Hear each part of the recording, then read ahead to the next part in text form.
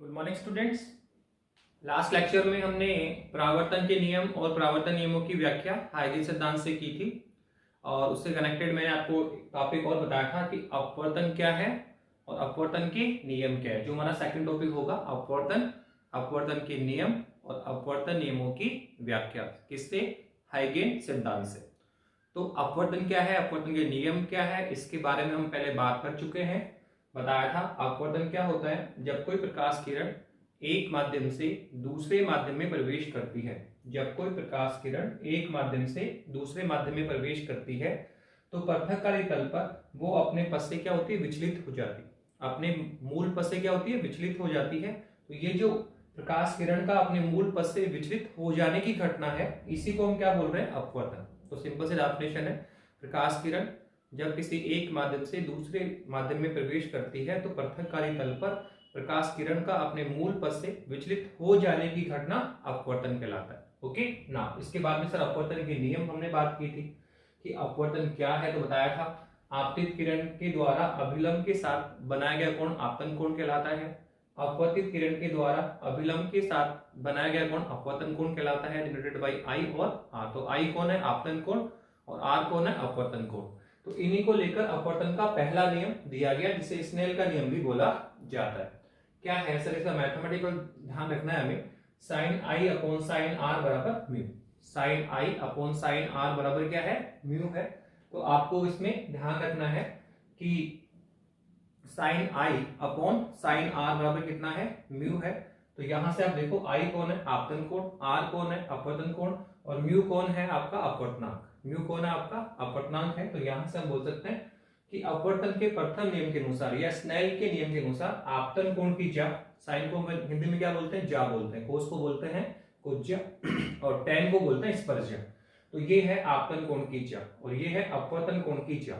तो पहला नियम क्या कह रहा है? अपवर्तन के प्रथम नियम के अनुसार आपतन कोण की ज्या तथा अपवर्तन कोण की ज्या का अनुपात माध्यम के सापेक्ष अपवर्तनांक के बराबर होता है। माध्यम के सापेक्ष अपवर्तनांक के बराबर होता है। यही है अपवर्तन का पहला नियम या स्नेल का नियम भी इसको बोला गया।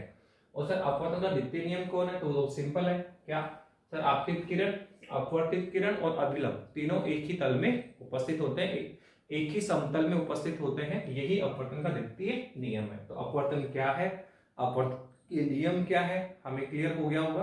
अब नेक्स्ट जो हमारा पॉइंट होगा वो होगा अपवर्तन नियमों की व्याख्या। ये जो हमने नियम किए कि sine i upon sine r और म्यू होता है, तो सर इसको हम प्रूव भी तो कर सकते हैं। तो किससे कर सकते हैं? हाइगेन सिद्धांत को लेकर हम अपवर्तन का पहला नियम और अपवर्तन का द्वितीय नियम प्रूव करेंगे। ठीक है। तो नेक्स्ट टॉपिक है हाइगेन सिद्धांत से अपवर्तन नियमों की व्याख्या। करिए बेटा।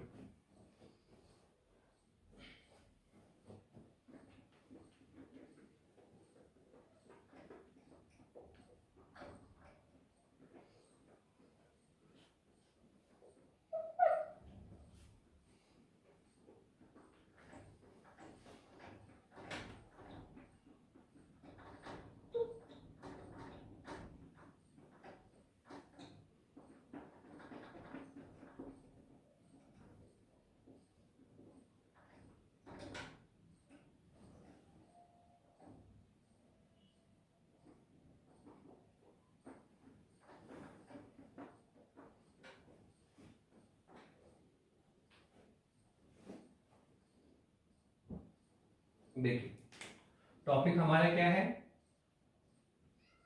हाइगेन सिद्धांत के द्वारा अपवर्तन नियमों की व्याख्या। हाइगेन सिद्धांत के द्वारा अपवर्तन नियमों की हमें व्याख्या करनी है। ओके।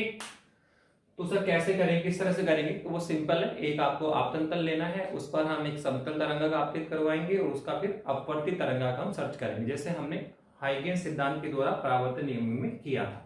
ठीक है। वहां हमने क्या किया था कि सर एक आपतन तल लिया था, उस पर एक समतल तरंगा आपतित करवाया था और फिर हमने किसको सर्च किया? परावर्तित तरंगा को। तो ऐसे ही हमें यहाँ पर भी करना पड़ेगा कि सर यहां हम क्या लेंगे? सबसे पहले हम एक आपतन तल लेंगे। तो लेट अस सपोज सर ये पी क्यू आपका एक क्या है सर, आपतन तल है। पी क्यू क्या है, एक आपका आपतन तल है। अब सर इसमें हमें क्या करना है सर, एक समतल तरंगांक लेना है। तो लेट अस सपोज ये आपने ले लिया ए बी। ए बी क्या है आपका सर, आपकी तरंगांक है। परावर्तन में जिस मेथड से हमने डायग्राम बनाया है लगभग उसी मेथड से हमें यहाँ पर डायग्राम बनाना है। बस उतना सा है कि वहां हम परावर्तित तरंगांक एडेक्स बीडेक्स को ढूंढ रहे थे और यहाँ हम किसको ढूंढेंगे, अपवर्तित तरंगांक एडेक्स बीडेक्स को। पहले एक ही माध्यम में काम हो गया था, अपवर्तन में प्रकाश किरण क्या करती है सर, दूसरे माध्यम में जाएगी।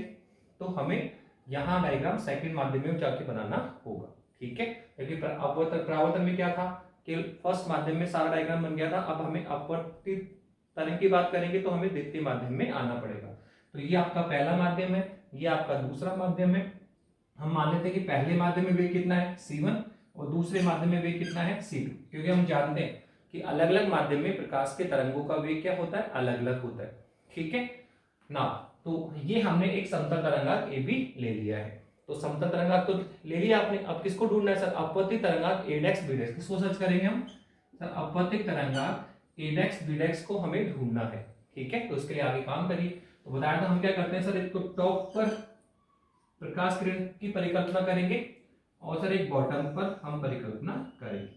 वैसे तो बहुत सारी रेंज इसमें जो समतल तरंगांक ए बी है वो बहुत सारी प्रकाश किरणों से मिलकर बना हुआ होता है, लेकिन हम केवल दो ही प्रकाश किरण लेते हैं, टॉप पे और एक बॉटम पे। आप देखिए आप कि जो बॉटम पे प्रकाश किरण है, जो बॉटम पे प्रकाश किरण है सर वो अभी अपवर्तन की स्थिति में आ चुकी है, तल से टकरा चुकी है। अब तल से सेकंड माध्यम में प्रवेश करेगी तो क्या होगा सर, ये अपवर्तित होगी। तो देखो बिंदु ए पर प्रकाश किरण अपवर्तन की स्थिति में है, लेकिन अगर बिंदु बी की बात करें तो बिंदु बी पर जो प्रकाश किरण है अभी वो अपवर्तन की स्थिति में नहीं है, उसको तो अभी कहीं आगे चलना पड़ेगा, तल से टकराना पड़ेगा और फिर वो क्या करेगी, अपवर्तित होगी। तो मान लेते हैं कि बिंदु बी से प्रकाश किरण, ठीक है, किस वेग के साथ, C1 वेग के साथ, C1 वेग के साथ कितने टाइम में, T टाइम में कहां तक पहुंचती है सर, आपतन तल तक पहुंचती है। तो ये जो बिंदु होगा वो सब बताया था आपने एडेक्स होता है, ये जो बिंदु होगा सर वो कौन होगा, एडेक्स होगा, ठीक है।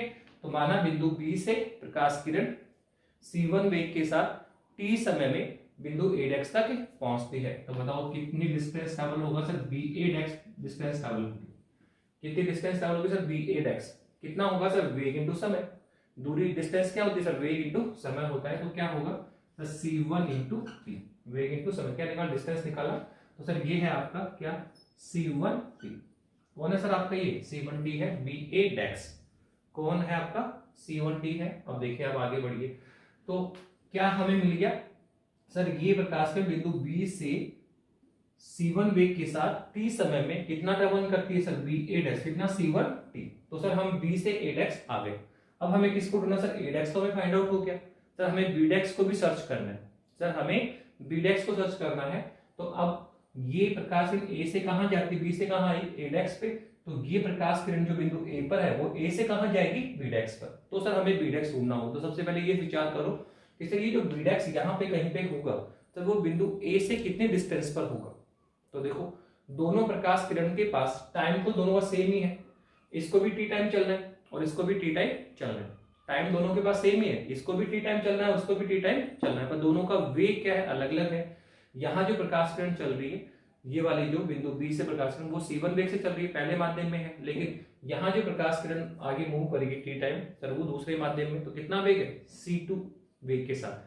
तो यहाँ जो प्रकाश किरण है और ये जो प्रकाश किरण है सपोज ऐसे जा रही है, तो सर इन दोनों प्रकाश किरणों के पास टाइम तो सेम है, कितना है T, पर दोनों का वेग क्या है, अलग अलग है। यहाँ C1 वेग से ट्रैवलिंग होगी और यहाँ C2 वेग के साथ ट्रैवलिंग होगी। तो अगर C1 वेग से चल रही प्रकाश किरण तो कितना चलेगी, C1T।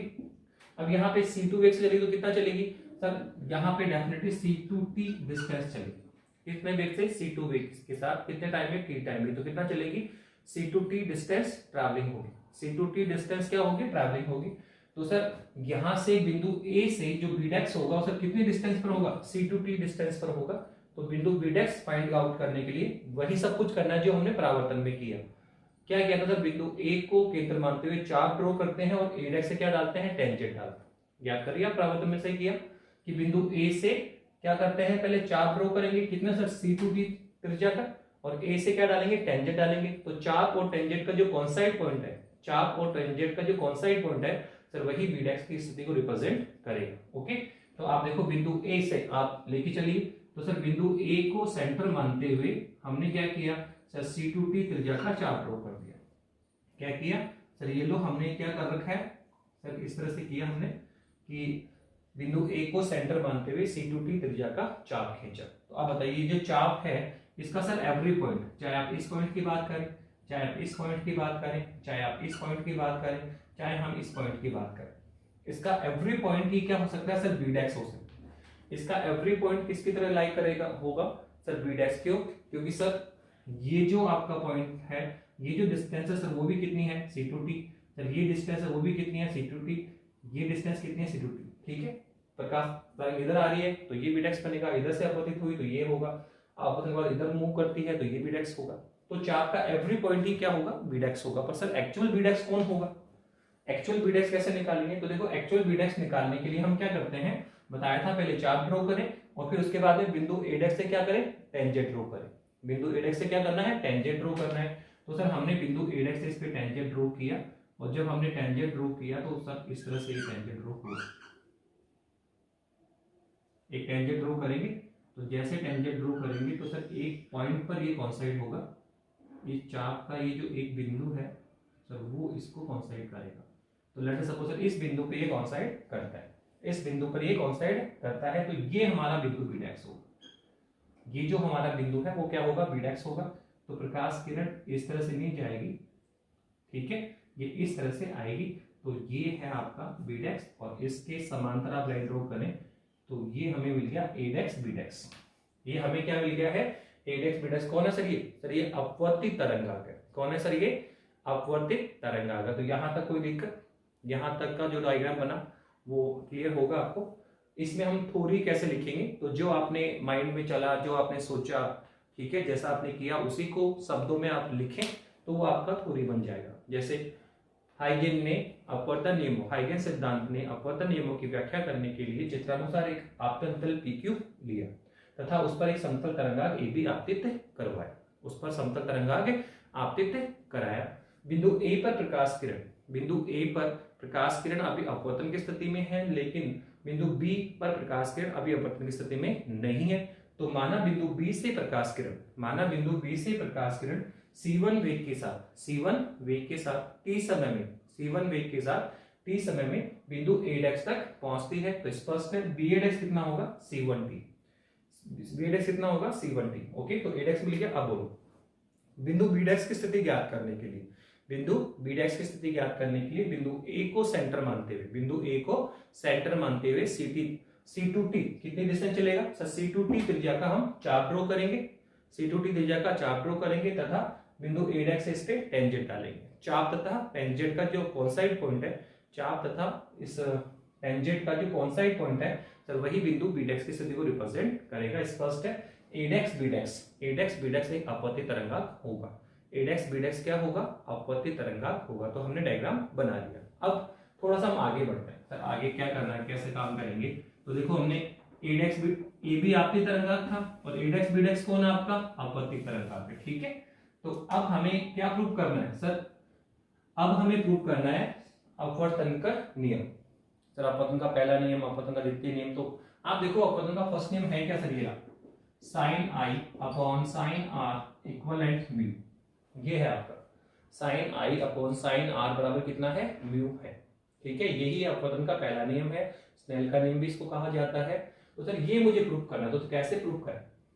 तो देखो इसको प्रूव करने के लिए वापस से हमें त्रिभुज एक बार A B एडेक्स लेना होगा और सर एक बार लेना पड़ेगा A एडेक्स और बीडेक्स लेना होगा। पर देखो स्नेल के पहले नियम में अगर बात करें तो सर आपतन कोण भी नजर आ रहा है हमें और सर अपवर्तन कोण भी नजर आ रहा है। जबकि आप देखो अभी तक डायग्राम में आपतन कोण और अपवर्तन कोण लुकआउट नहीं हो रहा है। तो सबसे पहले आपको इसमें I और R को डिस्प्ले करना होगा। तो जैसे हमने परावर्तन में किया था वैसे यहाँ पे करेंगे। सर कैसे, सर ये कौन है, आपतित किरण, और सर एक अभिलंब ड्रॉ कर दें। सर ये है आपका अभिलंब नॉर्मल, ठीक है। और सर आपने बताया था कि आपतित किरण के द्वारा अभिलंब के साथ बनाया गया कोण, आपतित किरण के द्वारा अभिलंब के साथ जो बनाया गया कोण है सर वो आपतन कोण कहलाता है। क्या कहलाता है सर, वो आपतन कोण कहलाता है। ओके, आपतित किरण के द्वारा अभिलंब के साथ जो बनाया गया कोण है सर वो आपतन कोण कहलाता है। और ये बताया था मैंने कि आपतित किरण अभिलंब के साथ जितना कोण बनाएगी, आपतित किरण अभिलंब के साथ जितना कोण बनाएगी, ये जो आपतन तल है, ये जो आपतित समतल तरंगाग्र है वही कोण किससे बनाएगा सर, आपतन तल के साथ बनाएगा। यही हमने परावर्तन में भी आपको बताया था कि आपतित किरण अभिलंब के साथ जितना कोण बनाती है, ये जो आपतित समतल तरंगाग्र है सर वही कोण किससे बनाएगा, तल के साथ बनाएगा। ऐसे ही सर अब आर को डिस्प्ले करो, देखो ये कौन है सर, ये है अपवर्तित प्रकाश किरण, और सर ये कौन है सर, ये आपका अभिलंब है, अभिलंब ड्रॉ करें। और बताया था कि अपवर्तित किरण के द्वारा अभिलंब के साथ जो बनाया गया कोण है सर वो कहलाता है अपवर्तन कोण। अपवर्तित किरण के द्वारा अभिलंब के साथ जो बनाया गया कोण है सर वो अपवर्तन कोण कहलाता है, ठीक है। और ये बताया था मैंने कि अपवर्तित किरण अभिलंब के साथ जितना कोण बनाती है ये आपका अपवर्तित समतल तरंगाग्र कोण एडेक्स बीडेक्स वही कोण किससे बनाएगा, तल के साथ बनाएगा। तो ये आर है तो ये भी क्या होगा, आर होगा। तो अगर आप ऐसा काम कर लेते हैं तो देखो आपको यहाँ आई नजर आ रहा है और यहाँ पे आर नजर आने लग जाएगा। वो सिंपल ध्यान रखना, आपतित किरण और अपवर्तित किरण, आपतित किरण और अपवर्तित किरण अभिलंब के साथ जितना कोण बनाता है वही कोण आपतित समतल तरंगाग्र और अपवर्तित समतल तरंगाग्र किससे बनाएंगे सर, आपतन तल के साथ बनाएंगे, आपतन तल के साथ बनाएंगे। ओके, तो इस तरह से हमने काम किया। अब हमें अपवर्तन का पहला नियम प्रूव करना, हमें अपवर्तन का फर्स्ट नियम प्रूव करना है। हमें प्रूव करना है कि साइन आई और साइन आर का जो रेशियो है, साइन आई तथा साइन आर का जो रेशियो है, इनका जो अनुपात है सर वो सापेक्ष अपवर्तनांक म्यू को जाना चाहिए, ठीक है। तो वो कैसे कर सकते हैं, तो बहुत सिंपल प्रूव करना है हमें कि सर हमारे पास यहाँ पे दो ट्राइंगल है, ट्राइंगल ए बी एडेक्स, एक तो त्रिभुज ए बी एडेक्स है और सर दूसरा कौन है सर, दूसरा है ए एडेक्स और बीडेक्स, या फिर बोलो ए बीडेक्स और एडेक्स। आप देखो एक त्रिभुज में कौन आ रहा है आई और एक त्रिभुज में कौन आ रहा है आर। तो करना क्या है, कुछ नहीं, पहले फर्स्ट त्रिभुज को लेंगे और वहां से किसका मान निकालेंगे, साइन आई का। फिर सेकंड त्रिभुज को लेंगे, ठीक है, वहां से किसका मान निकालेंगे, साइन आर का। तो एक बार हमें किसकी वैल्यू निकालनी है, साइन आई की, और एक किससे निकालना, साइन आर। एक त्रिभुज से साइन आई निकालेंगे, साइन आई के मान निकालेंगे, और एक त्रिभुज से साइन आर का मान निकालेंगे। क्वेश्चन ये बना सर कौन से त्रिभुज से साइन आई और कौन से त्रिभुज से साइन आर, तो अंडरस्टूड होगा जिस त्रिभुज में आपतन कोण आई डिस्प्ले है वहां से साइन आई का मान निकालें, और जिस त्रिभुज में अपवर्तन कोण आर डिस्प्ले है वहां से आप साइन आर का मान कैलकुलेट करेंगे और फिर साइन आई में साइन आर का डिवाइड कर देंगे। तो हमारे पास स्नेल का पहला नियम आ जाएगा। तो सबसे पहले हम किसका मान निकाल रहे हैं, साइन आई का। तो साइन आई के लिए त्रिभुज कौन सा लेना पड़ेगा सर, हम बोलेंगे ट्राइंगल ए बी और एडेक्स। ए बी एडेक्स से क्या लिखना है, साइन ऑफ आई। तो साइन ऑफ आई निकालिए। तो साइन ऑफ आई क्या होता है, हम जानते हैं सर एल ए एल, और क्या होता है के ए, लागू का क्या होता है सर, लंब बटा कर्ण। साइन थीटा क्या होता है, लंब बटा कर्ण, ये कॉस और ये टेन है, तो लंब बटा कर्ण। तो बताइए एंगल है, एंगल के सामने कौन होता है, लंब, एंगल के ठीक सामने कौन होता है, लंब, और सबसे बड़ी भुजा क्या होती है, कर्ण। तो देखो लंब तो कौन है, बी एडेक्स, और कर्ण कौन है, एडेक्स। तो ये लंब है और ये कौन है, कर्ण है। तो क्या लिखना है हमें, लंब बटा कर्ण। तो क्या आएगा सर, ये आ जाएगा आपका बी ए डेक्स अपॉन ए डेक्स। ये हमने लिख दिया ट्राइंगल ए बी ए डेक्स है। पर हम दिनों हम जानते हैं क्या कि सर जो बी ए डेक्स है सर वो कितना है, C1T है सर। जो बी ए डेक्स वो कितना है, C1T है। तो आप यहाँ पुट करें तो आप क्या लिखेंगे, साइन ऑफ आई इक्विवेलेंट क्या आएगा सर, ये आ जाएगा C1T अपॉन ए डेक्स। क्या आ जाएगा सर, C1T अपॉन ए डेक्स। तो ये हमने किसकी वैल्यू निकाली, साइन ऑफ आई की वैल्यू निकाली। इक्वेशन 1 इसको डाल दीजिए आप। ओके, अब सर साइन आर का मान फाइंड आउट करें। साइन आर का हमें क्या करना है, वैल्यू फाइंड आउट करनी है। तो साइन आर निकालो।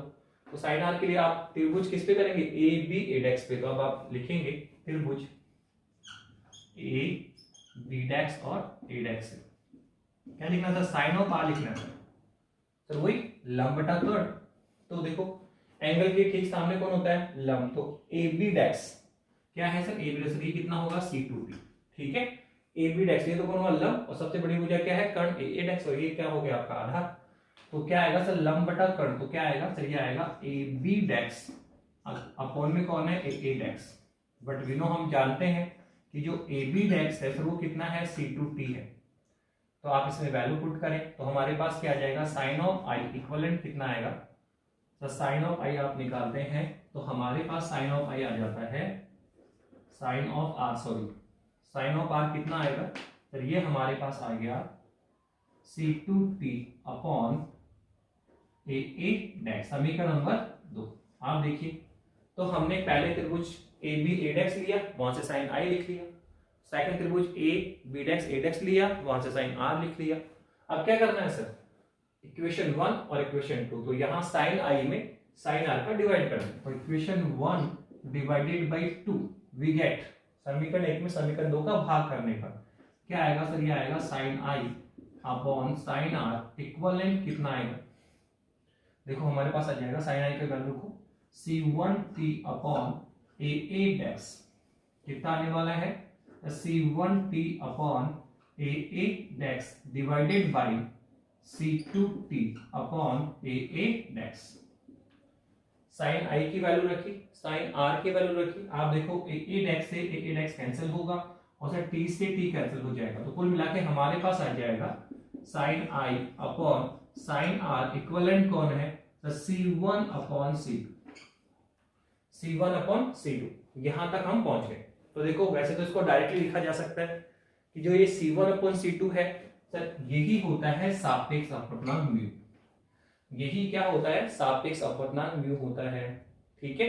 पर इसको आपके बुक के अकॉर्डिंग लिखना चाह रहे हैं, यहाँ आपकी बुक में टेक्स्ट बुक में उसने अपवर्तनांक डिफाइन किए, क्या डिफाइन कर रहा है, अपवर्तनांक n, माध्यम का अपवर्तनांक डिफाइन करेगा, ठीक है। पहले माध्यम का अपवर्तनांक निकालेगा, फिर दूसरे माध्यम का अपवर्तनांक निकालेगा, पहले n1 डिफाइन करेंगे, फिर n2 डिफाइन करेंगे और फिर यहाँ लाके पुट करेंगे, ठीक है, और फिर सापेक्ष अपवर्तनांक पर जाएंगे। वैसे C1 अपॉन C2 पहले माध्यम और दूसरे माध्यम के वेगों का जो अनुपात होता है वही माध्यम का सापेक्ष अपवर्तनांक कहा जा सकता है, लेकिन हम इसको अपवर्तनांक के रूप में ही डिफाइन करना चाह रहे हैं। तो अब हम क्या कर रहे हैं सर, हम अपवर्तनांक को परिभाषित कर रहे हैं, यहाँ हम क्या करेंगे सर, अपवर्तनांक को डिफाइन करेंगे। सर अपवर्तनांक क्या होता है सर, सर अपवर्तनांक होता है n, अपवर्तनांक क्या होता है, अपवर्तनांक होता है निर्वात में प्रकाश का वेग अपॉन माध्यम में प्रकाश का वेग, क्या होता है, निर्वात में प्रकाश का वेग तथा माध्यम में प्रकाश का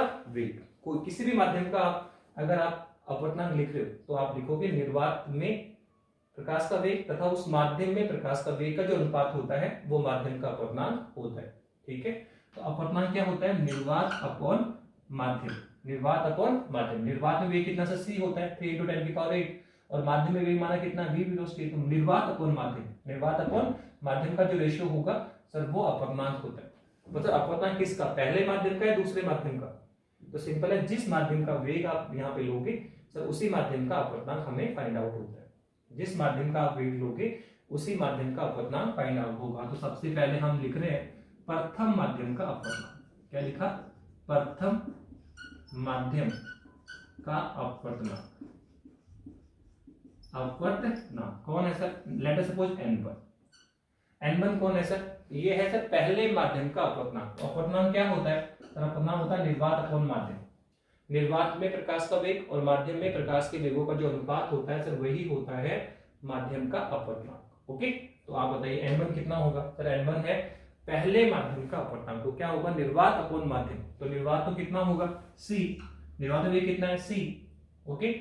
और सर माध्यम का वेग कितना सर हमने लिखा है, पहले माध्यम का वेग कितना है c1, दूसरे माध्यम का वेग कितना है c2, तो आप यहाँ पे लिखेंगे c upon c1, c upon c1। पर मुझे वैल्यू किसकी चाहिए सर, मुझे तो वैल्यू c1 की चाहिए, किसकी चाहिए, c2 की चाहिए, तो c1 c2 की वैल्यू पुट लेकर आएंगे उस इक्वेशन नंबर 3 में लाकर रखेंगे, c1 c2 की वैल्यू लेकर आनी पड़ेगी अपवर्तनांक से और वो वैल्यू उठाकर इक्वेशन नंबर 3 में रखेंगे। तो सबसे पहले आप यहाँ से किसकी वैल्यू निकालेंगे, c1 की, तो c1 की वैल्यू कितनी हो गई, c1 की वैल्यू हो गई आपका c upon n1, c upon n1, ठीक है। तो ये हमने किसकी वैल्यू निकाली, c1 की, किसकी वैल्यू निकाल ली है, c1 की वैल्यू निकाल ली है। ऐसे हम क्या करेंगे सर, द्वितीय माध्यम का अपवर्तनांक लिखेंगे, क्या लिखेंगे सर, द्वितीय माध्यम का अपवर्तनांक लिखेंगे। तो लिखिए बेटा, सेकंड माध्यम का अपवर्तनांक लिखो, अगर हम द्वितीय माध्यम का अपवर्तनांक लिखते हैं तो कितना आएगा बताइए, तो आप यहां लिख लीजिए द्वितीय माध्यम का अपवर्तनांक, द्वितीय माध्यम का अपवर्तनांक कौन सा, N2।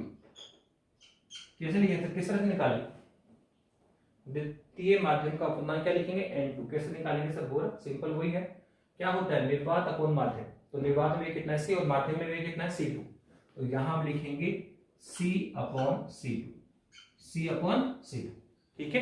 अब यहां से किसकी वैल्यू निकालो आप, सर C2 की वैल्यू निकाली, ठीक है, तो निकाली, तो देखो C2 इक्विवेलेंट कितना आएगा, तो C2 इक्विवेलेंट आ जाएगा C अपॉन N2।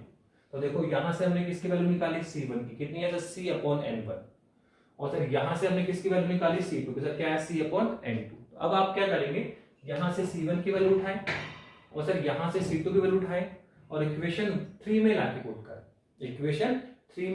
पुट कर देंगे, तो C1 C2 N1 N2 C1 C2 की वैल्यू समीकरण नंबर 3 में रखने पर तो हमारे पास कितना आएगा, तो देखो हमारे पास आएगा sin I upon sin R equivalent, क्या आएगा sir sin I upon sin R equivalent कितना आ जाएगा बताइए, बोलिए सर। यहां से निकालेंगे तो C1 की वैल्यू कितनी है, C अपॉन N1, C1 की वैल्यू कितनी है, C अपॉन N1 है, बताइए कितना आएगा, यहां से निकाल लीजिए, ये आएगा sin I upon sin R equivalent, पहले C1 की वैल्यू लिखो कितना है, C upon N1, C1 upon C2, तो C1 कितना लिखोगे, C अपॉन N1, तो यहां से तो आएगा C अपॉन N1 डिवाइड में क्या आएगा सर C अपॉन N2, तो आप देखो C से C फिर कैंसिल हो रहा है क्या, C से C कैंसिल हो गया, तो कुल मिला के हमारे पास sin I upon sin R equivalent कितना आया सर, ये आ गया N2 पर आएगा, तो ये आएगा सर N2 अपॉन N1, तो ये N1 कौन है, पहले माध्यम का अपवर्तनांक, और N2 कौन है, दूसरे माध्यम का अपवर्तनांक, ठीक है। तो ये N2 अपॉन N1 क्या हुआ सर, पहले माध्यम का द्वितीय माध्यम के सापेक्ष अपवर्तनांक, तो इसी को हम क्या लिखते हैं, म्यू लिखते हैं, तो कुल मिला के हमारे पास कितना आ गया, sin I upon sin R equivalent कौन है, म्यू, तो यही अपवर्तन का पहला नियम है, क्या लिखा हमने, sin I upon sin R बराबर क्या है, म्यू है, तो यही अपवर्तन का पहला नियम है। तो देखो हमने अपवर्तन का पहला नियम तो कर भी लिया, ठीक है। तो दूसरा नियम, अपवर्तन दूसरा नियम क्या है सर बताया था, आपतित किरण, अपवर्तित किरण और अभिलंब तीनों एक ही तल में उपस्थित है, तो दिख रहा है सर, ये रहा आपतित किरण, तो ये है अपवर्तित किरण और ये है अभिलंब सर, तीनों एक ही तल में उपस्थित है, तो जो चाहे परावर्तन का द्वितीय नियम हो चाहे अपवर्तन का द्वितीय नियम हो सर, दोनों ही डायग्राम से ही देखे जा सकते, तो हम बोलेंगे चित्रानुसार स्पष्ट है या डायग्राम से डिस्प्ले है कि आपतित किरण, अपवर्तित किरण और अभिलंब तीनों एक ही तल में उपस्थित है, इसको ऐसे बोल सकते हो आप, आपतित तरंगांक, अपवर्तित तरंगांक और अभिलंब तीनों एक ही तल में उपस्थित है, यही अपवर्तन का द्वितीय नियम। तो कुल मिला के हमने पूरा किया आपका कि अपवर्तन क्या है, अपवर्तन के नियम क्या है और फिर अपवर्तन नियमों की व्याख्या हाइगेन सिद्धांत के, और कैसे करना है सर, बहुत सिंपल है। अपवर्तन का पहला नियम क्या था सर, आप पहले डायग्राम बनाएंगे, ठीक है, डायग्राम में दो ट्रायंगल मिले आपको, ए बी ए डेक्स और एक मिला ए बी डेक्स ए डेक्स, तो एक ट्रायंगल से हमने क्या लिखा, sin I लिखा, ठीक है, फिर दूसरे ट्रायंगल से क्या लिखा, sin R लिखा, और फिर क्या किया सर, कुछ नहीं, sin I में sin R का डिवाइड कर दिया, जिससे क्या अपवर्तन का पहला नियम है। इसी को भी आप म्यू लिख सकते हो, C1 अपॉन C2 भी म्यू होता है, यहाँ भी लिखा जा सकता है, लेकिन आपके टेक्स्ट बुक में थोड़ा आगे कर रखा है, तो फिर उसके लिए हमने क्या किया, अपवर्तनांक डिफाइन किया, पहले माध्यम का अपवर्तनांक लिया, फिर दूसरे माध्यम का अपवर्तनांक लिखा और किसकी वैल्यू निकाली, C1 C2 की वैल्यू निकाली, और फिर इक्वेशन नंबर 3 में जाकर पुट किया, तो हमारे पास क्या आया, sin अपॉन sin R कितना है, N2 अपॉन N1, जहां N1 कौन है, पहले माध्यम का अपवर्तनांक, और N2 कौन है, दूसरे माध्यम का अपवर्तनांक, तो इसको हम बोलेंगे सापेक्ष अपवर्तनांक, तो sin I upon sin R कौन है, म्यू है, यही अपवर्तन का प्रथम नियम है, इसको स्नेल का नियम भी कहा जाता है। और सर सेकंड नियम सर वो तो बोल दो, चित्रानुसार स्पष्ट है, आपतित तरंगांक, अपवर्तित तरंगांक और अभिलंब तीनों एक ही तल में उपस्थित है, यही अपवर्तन का द्वितीय नियम है। तो इस तरह से हमने अपवर्तन क्या है, अपवर्तन के नियम क्या है और फिर अपवर्तन नियमों की व्याख्या सर किससे कर ली, हाइगेन सिद्धांत से। अब हम अपवर्तन से संबंधित कुछ घटनाएं डिस्कस करेंगे, कुछ इंपॉर्टेंट डिस्कशन है जो एग्जाम में शॉर्ट क्वेश्चन के रूप में आते हैं, जैसे पूर्ण आंतरिक परावर्तन घटना, ठीक है, क्रांतिक कोण किसे कहते हैं, तो ये कुछ इंपॉर्टेंट रिजल्ट हैं जो एग्जाम में बार बार आते हैं। जैसे जब आप एक माध्यम से दूसरे माध्यम में प्रवेश करते हैं, जब आप एक माध्यम से दूसरे माध्यम में प्रवेश करते हैं तो सर ऐसी कौन सी राशि है जिसका मान परिवर्तित होता है और ऐसी कौन सी राशि है जिसका मान परिवर्तित नहीं होता है। तो कुछ डिस्कशन हम करेंगे। क्रांतिक कोण से क्या समझते हो, पूर्ण आंतरिक प्रावर्तन घटना से आप क्या समझते हो। तो 3-4 इंपॉर्टेंट रिजल्ट है जो हम निकालेंगे, जो एग्जाम में शॉर्ट क्वेश्चन के रूप में हाफ मार्क्स में आ जाएगा, 1 मार्क्स में आ जाएगा। तो तीनों चारों रिजल्ट ही इंपॉर्टेंट है, आप इसको ढंग से देखना। ओके बेटा करिए।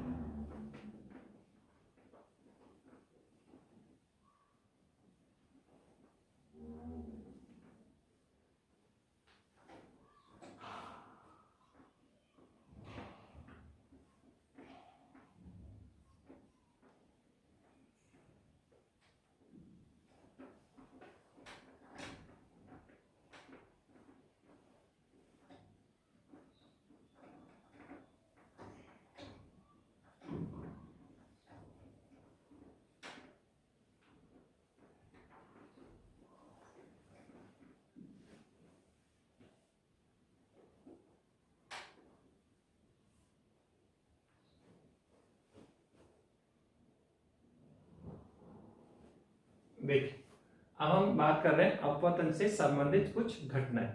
तो पहला तो हम ये करेंगे कि ऐसा कौन सा केस है जब तरंग अभिलंब से हमने कहा कि सर अपवर्तन क्या है। सर अपवर्तन ये है आपका, क्या है सर कि जब कोई प्रकाश किरण एक माध्यम से दूसरे माध्यम में जाती है तो पृथककारी तल पर अपने मूल पथ से विचलित हो जाती है। ऐसे इसका मूल पथ आपका ये था, इसका मूल पथ है। तो मूल पथ से विचलित हो जाने की घटना, तो देखो ये जो मूल पथ है सर, ये मूल पथ से ये नीचे की ओर भी हट सकती है और ऐसे ऊपर की ओर भी हट सकती है। ऐसे मतलब ये आपका अभिलंब है आपका, तो सर या तो अभिलंब की ओर झुकेगी या अभिलंब से दूर हटेगी। प्रकाश तरंग ये मूल पथ है इसका, अब इसको विचलित होना है तो या तो नीचे की ओर हटेगी या ऊपर की ओर हटेगी, या तो अभिलंब की ओर झुक रही है, ये आपका अभिलंब है नॉर्मल, तो या तो अभिलंब की ओर झुकेगी या अभिलंब से दूर हटेगी। तो पहला क्वेश्चन तो यही बनता है कि बताइए कब अभिलंब की ओर झुकती है या कब अभिलंब से दूर हटती है, कब अभिलंब की ओर झुकेगी और कब अभिलंब से दूर हटेगी। ठीक है, तो सिंपल सा है, अभिलंब की ओर झुकना और अभिलंब से दूर हटना। ये डिपेंड करता है कि आप सघन माध्यम से विरल माध्यम में आ रहे हो या फिर विरल माध्यम से सघन माध्यम में आ रहे हो। सपोज करो हमने कहा कि सर हम विरल माध्यम से सघन माध्यम में आ रहे हैं, इसमें आए सर विरल माध्यम से सघन माध्यम में अपवर्तन, विरल माध्यम से सघन माध्यम में अपवर्तन, विरल माध्यम से सघन माध्यम में हम अपवर्तन की बात करते हैं कि प्रकाश तरंग विरल से सघन में आता है। तो देखो क्या होगा यहाँ पे, तो आप देखना हम अभी रिजल्ट निकालेंगे। सर यहाँ तरंग अभिलंब की ओर झुकेगी, यहाँ तरंग अभिलंब की ओर झुकेगी, तब कैसे रिजल्ट निकालोगे, मतलब अभिलंब की ओर झुकेगी यहाँ पे। और अभिलंब की ओर झुकने का अर्थ क्या होता है सर, अभिलंब की ओर झुकने का अर्थ होता है कि जैसे मान लो हमने कहा कि सर ये डायग्राम बनेगा, ठीक है, ये आपका है ऐसे, ये आपका अभिलंब है आपका और ये आपकी आपतित किरण है। ठीक है, अब सर ये इसका मूल पथ है सर, इसका क्या है सर, ये मूल पथ है। अब ये कौन है सर, आपतन कोण है, ये आपका अभिलंब, ये आपकी आपतित किरण, ये आपका आपतन कोण। अब सर हमें अपवर्तित किरण सर्च करना है, तो सर अपवर्तित किरण या तो मूल पथ से नीचे की ओर आएगी या फिर ऊपर की ओर आएगी, या तो अभिलंब की ओर, ये आपका अभिलंब की ओर झुक रही है, अभिलंब से दूर हट रही। तो जब विरल से सघन में आते हैं तो अभी हम रिजल्ट निकाल देंगे कि यहाँ देखना कि तरंग अभिलंब की ओर झुकती है, ये है आपका अपवर्तित किरण। और आप जानते हो अपवर्तित किरण के द्वारा अभिलंब के साथ बनाया गया कोण कितना होता है, अपवर्तन कोण डिनोटेड बाय r। तो आप देखना जब ये अभिलंब की ओर झुकती है तो अपवर्तन कोण r का मान इस I से क्या होगा, कम होगा, I से क्या होगा, कम होगा। देखो क्या होता है, अगर ये ये आपका है प्रकाश किरण इस तरह से आई और अगर ये अपने मूल पथ से विचलित नहीं हो, ये इसी पथ पे निकल जाए, इसी पथ पे निकल जाए, तो उस केस में आपतन कोण अपवर्तन कोण के क्या होता है, बराबर होता है।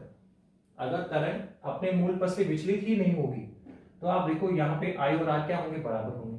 लेकिन अगर तरंग अभिलंब से विचलित, तरंग अपने मूल पथ से विचलित होती है, तो विचलित होने का मतलब या तो अभिलंब की ओर झुकेगी या फिर अभिलंब से दूर हटेगी, या तो अभिलंब की ओर झुकेगी या फिर अभिलंब से दूर हटेगी। तो देखो अगर अभिलंब की ओर झुकती है तो कोण आर का मान आई से क्या हो गया, कम हो गया, और अभिलंब से अगर दूर हट जाए तो दूर हटेगा तो फिर आर का मान क्या हो जाएगा, ज्यादा। आर का मान क्या हो जाएगा, ज्यादा। देखो अगर पथ से विचलन नहीं है तो आई बराबर क्या होता है, आर। पर अगर अभिलंब की ओर झुक गई तो आर का मान आई से क्या हो गया, कम, और अभिलंब से दूर हट जाए तो देखो आर का मान आई से क्या हो जाएगा, ज्यादा। तो तीनों केस दिख रहे हैं। अगर उसी पथ पे रहेगा तो आई बराबर आर, अभिलंब की ओर झुका तो आर का मान आई से कम होना चाहिए, अभिलंब से दूर हट रहा है तो आर का मान आई से क्या होना चाहिए, कम होना चाहिए। तो अगर हम ये यहाँ शो करना चाहते हैं, अगर हम यहाँ पे ये प्रूव करना चाहते हैं कि विरल से सघन माध्यम में आने पर जो प्रकाश किरण है वो अभिलंब की ओर झुकती है, तो आपको यहाँ सिद्ध करना होगा कि यहाँ स्मॉल आर अपवर्तन कोण का मान आपतन कोण की तुलना में क्या है, कम है। क्या प्रूव करना पड़ेगा यहाँ पे, सर हमें यहाँ प्रूव करना पड़ेगा कि यहाँ आपतन कोण आर का मान, सॉरी अपवर्तन कोण आर का मान आपतन कोण आई की तुलना में क्या है, कम है। तो सर वो कैसे प्रूव कर सकते हैं, बहुत आसानी से कर सकते हैं। कैसे सर, अभी अभी हमने रिजल्ट निकाला था कि sine i upon sine r equivalent कौन है सर, C1 अपॉन C2, ये निकाला था हमने। Sine i upon sine r बराबर कितना आया था सर, C1 अपॉन C2 आया था सर। ये यहां तक हमने काम किया। अब देखो इसी से हम प्रूव कर देंगे यहाँ पे कि आर का मान यहाँ आई से क्या है, कम है। सर कैसे प्रूव करेंगे, सर अभी अभी आपने कहा सर विरल से सघन माध्यम में आ रहे, तो इसका मतलब यहाँ वेग कितना है C1 और ये वेग कितना C1, पर आप कह रहे हो सर ये कौन है, विरल माध्यम है, और सर ये कौन है, सघन माध्यम है। ये विरल और ये सघन है, तो और कोई तो सर हम यहाँ पे ज्यादा नहीं समझ पा रहे, पर एक चीज तो क्लियर है कि सर आपने कहा यहाँ विरल है और यहाँ सघन है, तो सर यहाँ वेग C1 का मान क्या होगा, ज्यादा। सर किससे, C2 से। क्यों, क्योंकि सर विरल माध्यम में वेग ज्यादा होता है, सघन में वेग कम होता है, और जैसे जैसे सघन माध्यम बढ़ता जाएगा, माध्यम की सघनता बढ़ती जाती है, तो वेग कम होता चला जाता है। तो ये तो सर और कुछ तो पता नहीं हमें, पर इतना जरूर पता है कि अगर आप इसको सर विरल माध्यम बोल रहे हो, इसको आप सघन माध्यम बोल रहे हो, तो डेफिनेटली ये कह सकते हैं कि सर विरल में वेग ज्यादा होता है और सघन में वेग क्या होता है, कम होता है। तो हम ये कह सकते हैं कि सर ज्यादा कुछ तो नहीं, पर हम यहाँ जरूर कहेंगे कि सर यहाँ पे C1 की वैल्यू C2 से क्या है, ज्यादा है। C1 इस माध्यम में वेग इससे क्या होगा, ज्यादा होगा। अब C2 को नीचे लेके आओ, तो C1 अपॉन C2 कितना आ गया sir, greater than 1। C1 upon C2 greater than कितना आया, 1 आया। ये वैल्यू आप यहाँ पुट करें तो कितना आएगा बताइए सर, ये आ जाएगा sine i upon sine r equivalent कितना आएगा सर, C1 अपॉन C2 क्या है, ग्रेटर देन 1 है। C1 अपॉन C2 क्या है, ग्रेटर देन 1 हो। C1 upon C2 greater than 1 है, पर ये दोनों बराबर है, ये दोनों क्या है, इक्विवेलेंट है।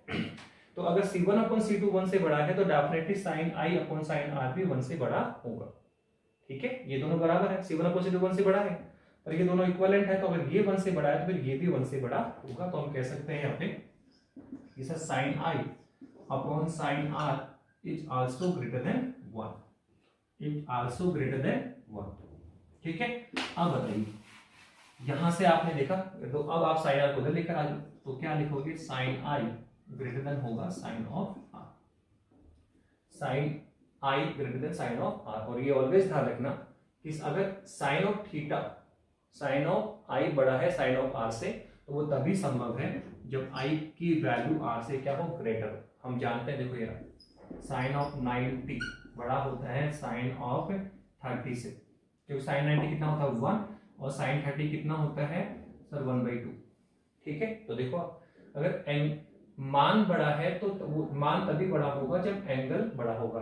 एंगल 90 बड़ा है किससे, 30 से, तो वैल्यू भी बड़ी होती है, या वैल्यू बड़ी है तो फिर एंगल भी क्या होगा, बड़ा होगा। तो हम कह सकते हैं आई ग्रेटर देन आर।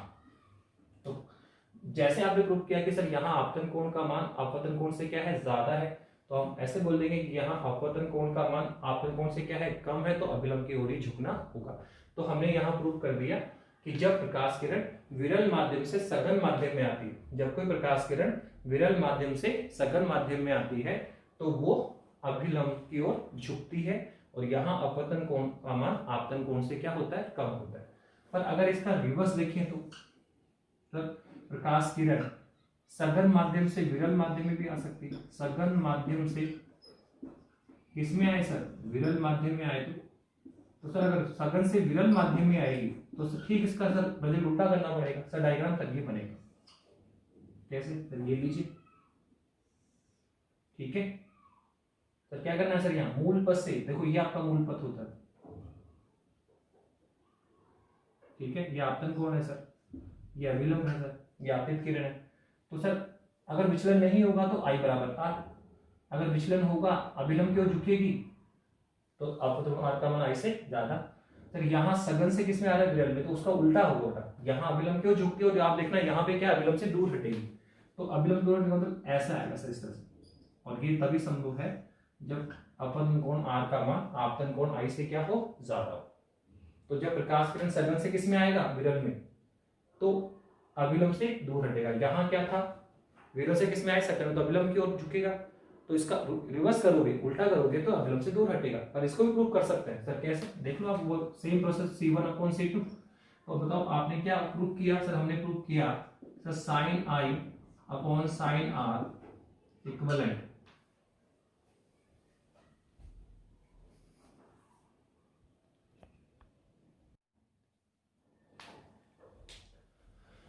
इस बेटा हम बात करते हैं सघन माध्यम से विरल माध्यम में हम जा रहे हैं। तो सघन माध्यम से जब विरल माध्यम में जाओगे तो सर इसका ठीक उल्टा रिजल्ट मिलने वाला है सर। यहाँ विरल से सघन में क्या था, अभिलंब के पास आए थे, तो सर यहाँ अभिलंब से दूर हटेंगे, यहाँ अभिलंब से दूर हटेंगे। सर यहाँ कैसे प्रूव करते हो, अभिलंब से दूर हटने का मतलब क्या होगा सर, हमें प्रूव करना पड़ेगा कि अपवर्तन कोण R का मान आपतन कोण I की तुलना में क्या होगा, कम होगा। अपवर्तन कोण R का मान आपतन कोण की तुलना में क्या होगा, कम होगा, ये हमें प्रूव करना होगा।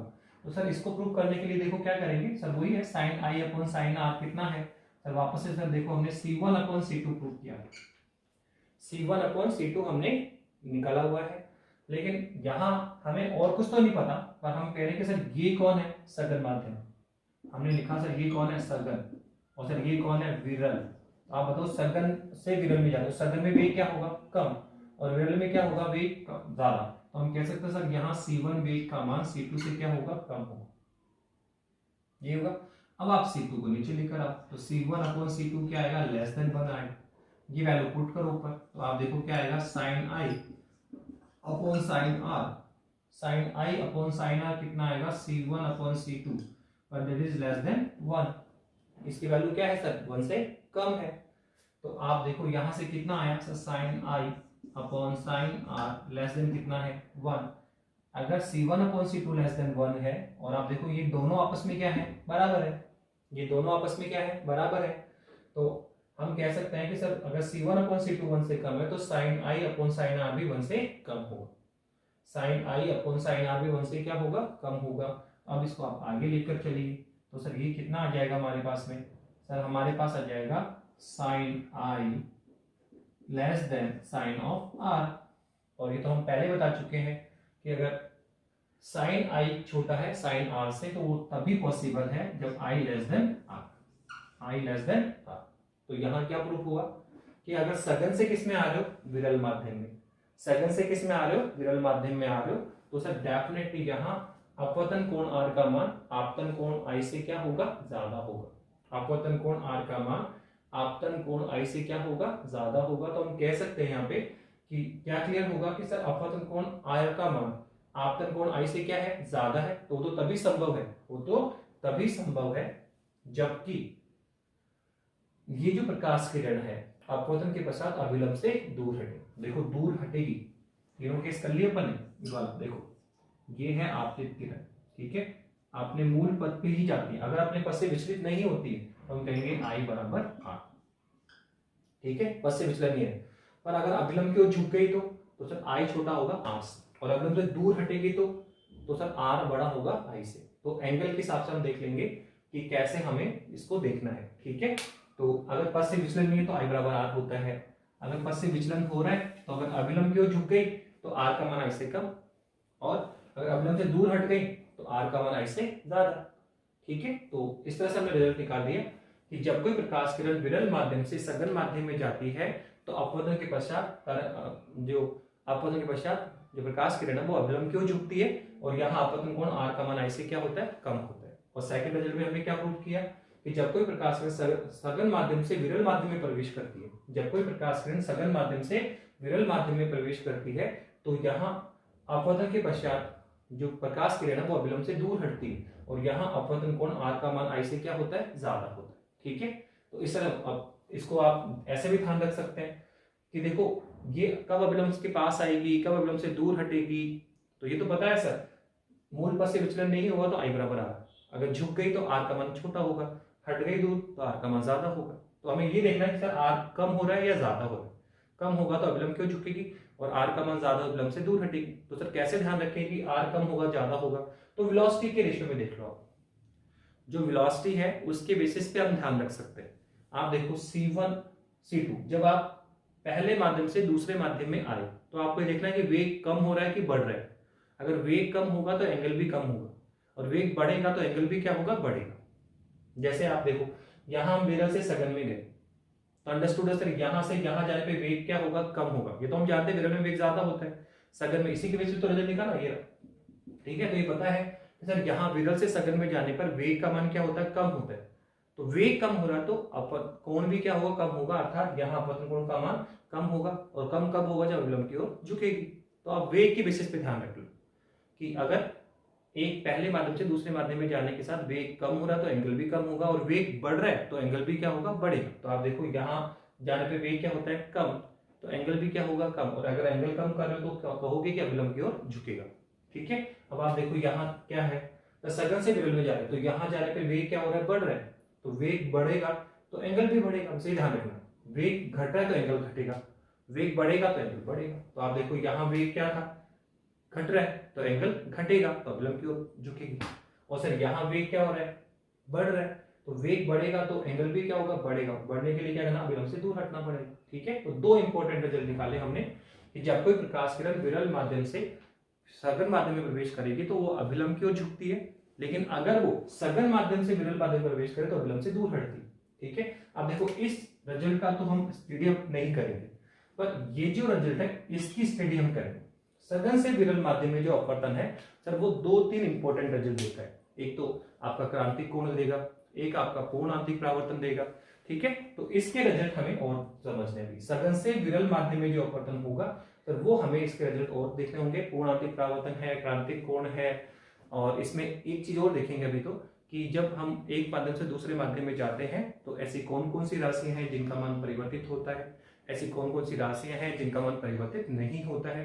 तो 3 इंपॉर्टेंट डिस्कशन अभी हमें और करने हैं, तो हम नेक्स्ट लेक्चर में करेंगे। इस लेक्चर में हमने अभी ये किया, अपवर्तन क्या है, अपवर्तन के नियम क्या है और अपवर्तन नियमों की व्याख्या हमने कर ली। ठीक है, और फिर उसके कुछ रिजल्ट्स हमने डिस्कस किए। ओके बेटा, थैंक यू।